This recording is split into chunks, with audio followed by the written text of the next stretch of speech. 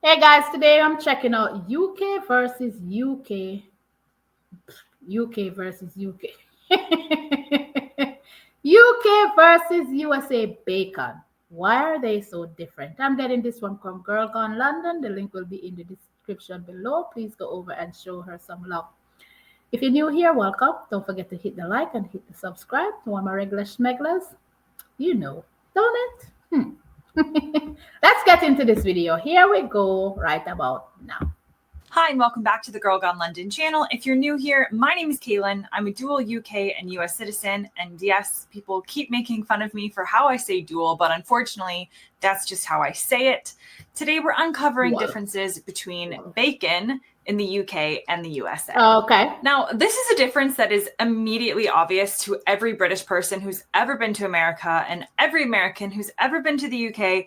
There is no chance that traditional British bacon, like the kind served with an English breakfast, would ever pass for American bacon, and the same the other way. They are two different things, and this video is not to decide which one is better, but to figure out how they're different and why. Okay. Now, the first difference is really just based on what you can see in the photos. British bacon is often in bigger pieces than American bacon, which is usually cut into strips. You can get streaky bacon in the UK, cut into strips similar to American bacon, but even this bacon is different in a few ways to American bacon, which we'll go over in a minute. And I already can tell that I'll be saying bacon far too many times in this video.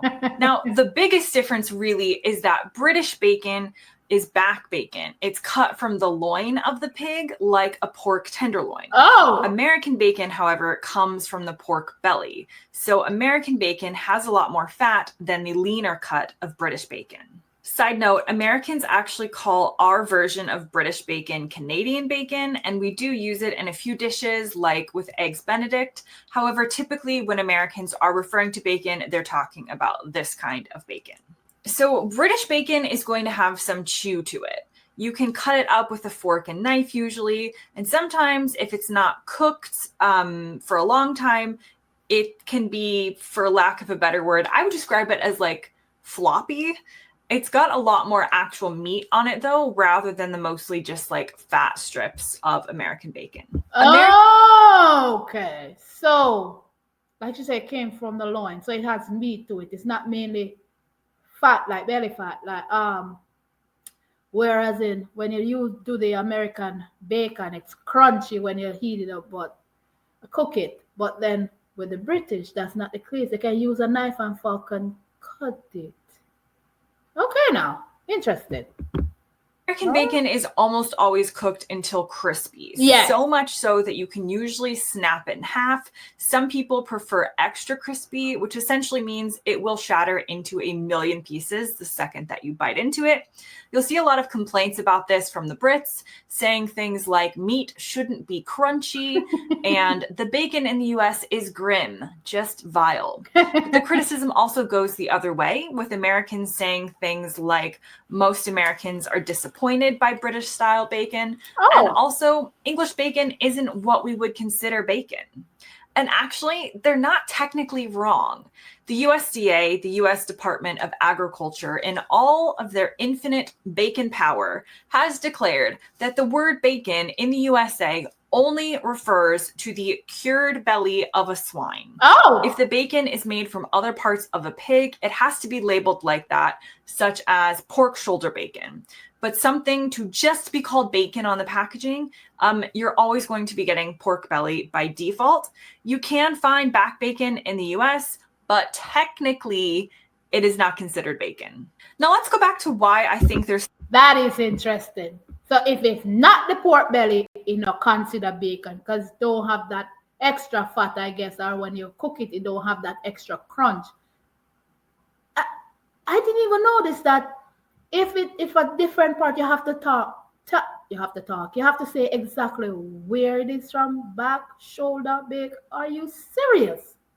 And so so I can see why they're saying, okay, what British people have is not bacon, and British people are saying what America have is not bacon.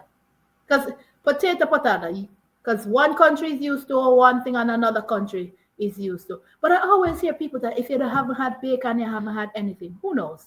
But yeah, that's interesting. Still a slight difference between the streaky bacon you get in the UK and American bacon.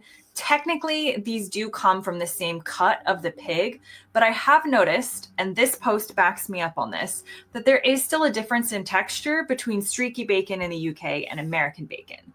This person found that in the US, there's a lot of extra fat and grease left over from the cooking process, which doesn't happen as much with UK streaky bacon. I am not a bacon expert. I'm just trying to learn alongside all of you and share what I found. But some possible reasons why they're still a little bit different could have to do with the fact that the breed of pigs used in each country can make a pretty big difference, as well as our next topic, which is another major difference, is the flavor of the bacon.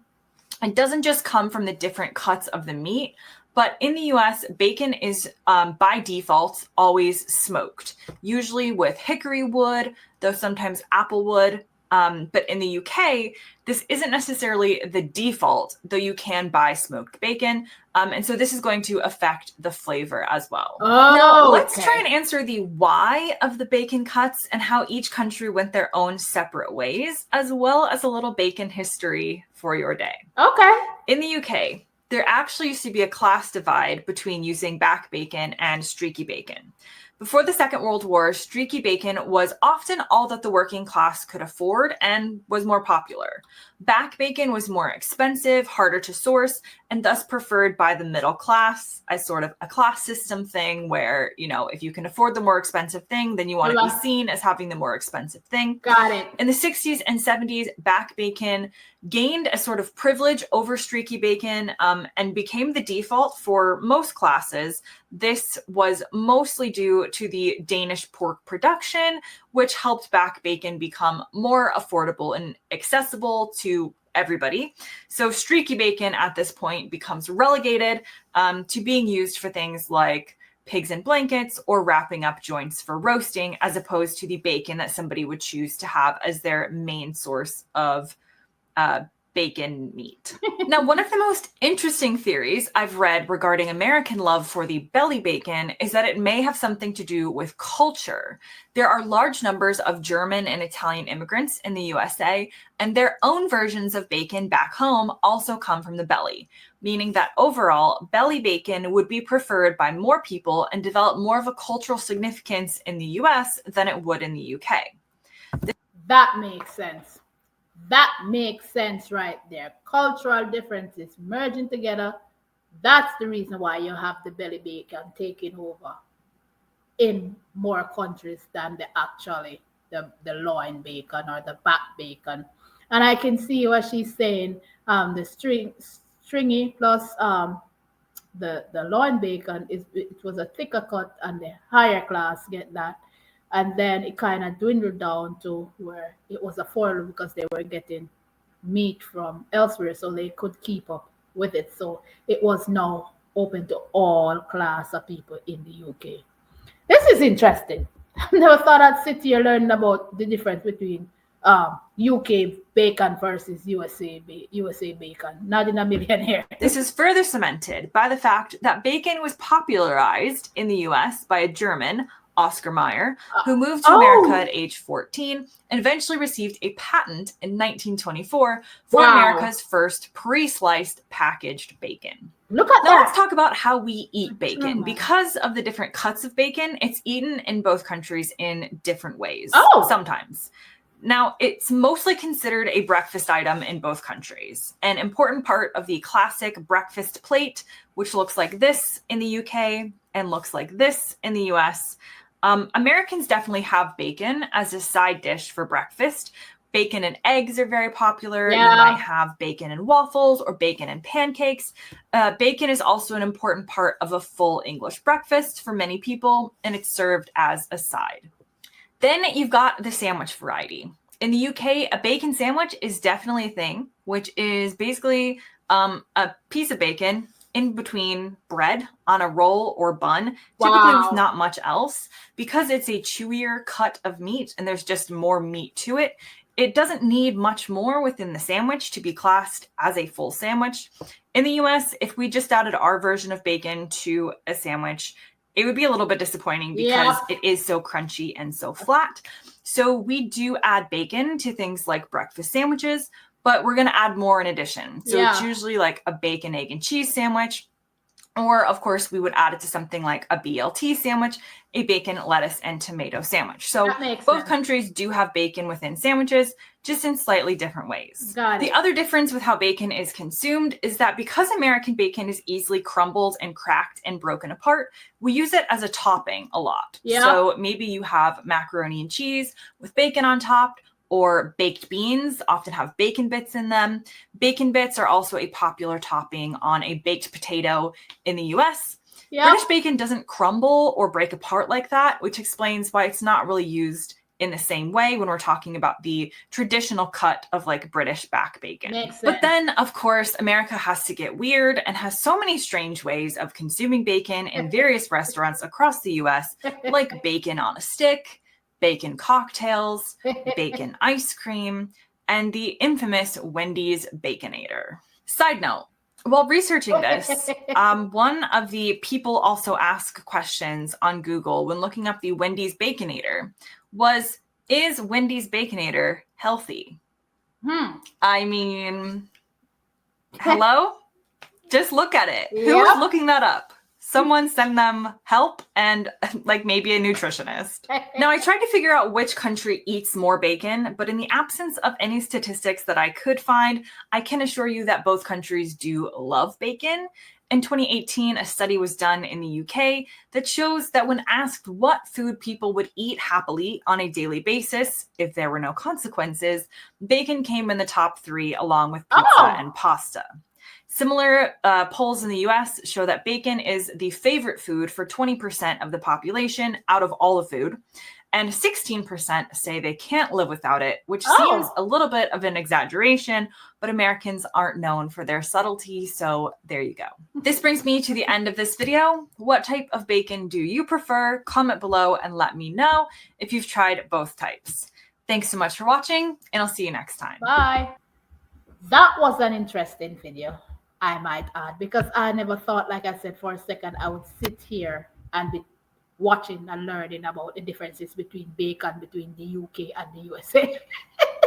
But now I get the difference and I see why it is consumed differently. It's not as, how you'd put it.